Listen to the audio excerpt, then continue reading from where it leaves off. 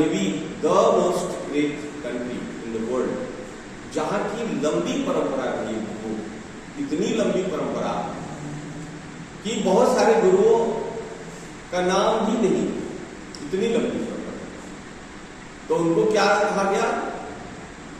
2000 साल में 4 महान वेदों का लेखन हुआ, निर्माण हुआ। तो उनके गुरु इतना पुराना था कि उनके गुरु ने अपना नाम ही नहीं दिया, मतलब उचित नहीं समझा। तो उसको क्या कहा गया? अपौरुषेय। उन ग्रंथों को कहा गया अपौरुषेय। अब अपौरुषेय का अर्थ बहुत सारा निकलता है।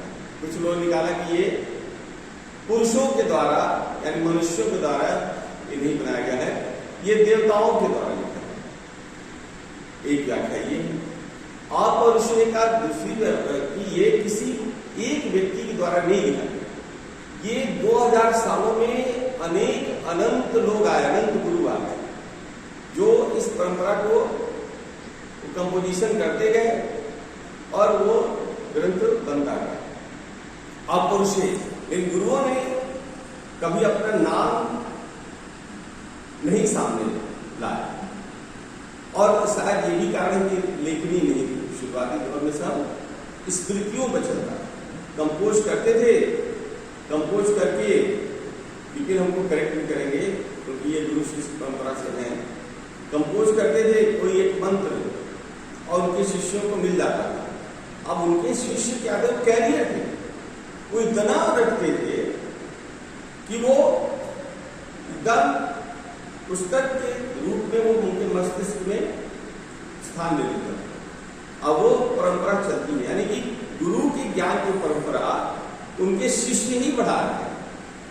अकेले गुरु इनकम्प्लीट है, जब तक शिष्य उनके साथ जुड़ेगा नहीं वो कंप्लीट नहीं हो सकता है। इसलिए मैंने कहा कि ये गुरु आज ये गुरु दिवस नहीं करके संभवतः कभी समय आएगा, सरकार को भेजा जाएगा कि ये गुरु शिष्य सम्मान परंपरा एक के त्यौहार को मनाया जाए, तो बहुत अच्छा रहेगा, क्योंकि इसमें दोनों की भागीदारी का होना जरूरी है।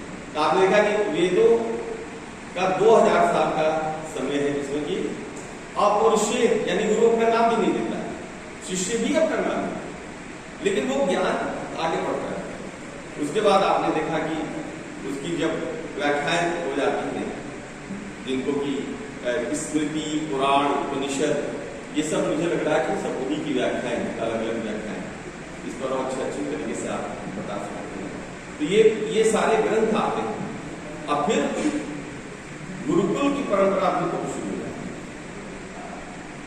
और वो गुरुकुल की परंपरा वशिष्ठ की गुरुकुल अलग था, उसकी परंपरा, उसकी सोच अलग थी। विश्वामित्र की परंपरा गुरुकुल की अलग थी। एक ज्ञान की शिक्षा दे रहा है, इस ब्रह्मांड की शिक्षा दे रहा है। विश्वामित्र शस्त्र की शिक्षा दे रहे हैं, जो अलग अलग प्रकार के हथियारों की शिक्षा दे रहे हैं, जो उस समय लोग बना रहे हैं। अलार कलाम की अपना अपना गुरुकुल था, जहां से बुद्ध सिद्धार्थ घर से निकलते हैं तो 5-6 साल तक वो घूमते हैं। महाअभिनिष्क्रमण 29 साल का जब होता है तो महाअभिनिष्क्रमण, आप कल्पना करिए कि 29 साल का राजा का पुत्र, गणराज का पुत्र, प्रकृति ने उसको सब कुछ दिया, बहुत समृद्धि दी थी, राजपाट दिया था, खेत खलियान, सैनिक, राजमहल, सुंदर सी पत्नी, बहुत प्यारा सा बच्चा, पिता, मौसी, और फिर उसको त्यागना पड़ता है। अपने परिवार की सुरक्षा, अपने समाज की सुरक्षा, युद्ध ना हो इस पर विवाद, होली और साथियों के बीच में युद्ध को लेकर, पानी जल को लेकर विवाद है, और उस पर निर्णय फिर होता है। तो सिद्धार्थ तय करता है कि युद्ध नहीं होना चाहिए, युद्ध के पक्ष में नहीं।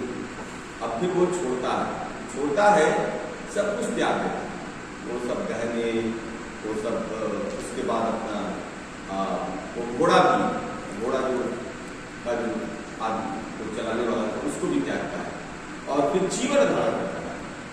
सब कुछ त्याग देना।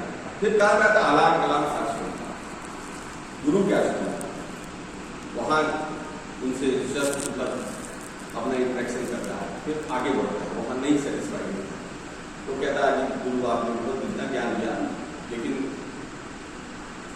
मैं जिस चीज की खोज में हूँ मुझे सब इसका उत्तर नहीं मिला, लेकिन जो आपने ज्ञान दिया वो मेरे पूर्व के ज्ञान में उसने समृद्धि की है, वो इम्प्रूवमेंट है, इम्प्रोवाइजेशन है, मैं इसके लिए आपका जीवन भर रेडी रहूंगा। फिर वो गौतम ऋषि के गौतम के पास जाते हैं, फिर अलाम कलाम के पास जाते हैं। उसी तरीके से बहुत सारे फिर होते हुए पूर्वांचल में फिर भृगु ऋषि के पास आते हैं।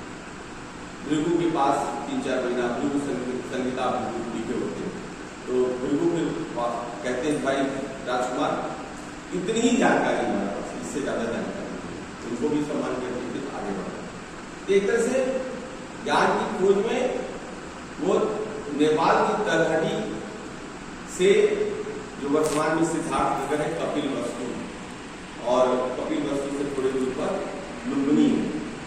कपिल वस्तु में वो थे शाक्य थे जिस परंपरा से ये आते थे, और उधर उनकी माता जी उधर से आती, वो दूसरी परंपरा से आती, लेकिन वहां से वो ज्ञान अर्जित करने की आप सोचिए कि वो बोध गया, सिद्ध सारनाथ,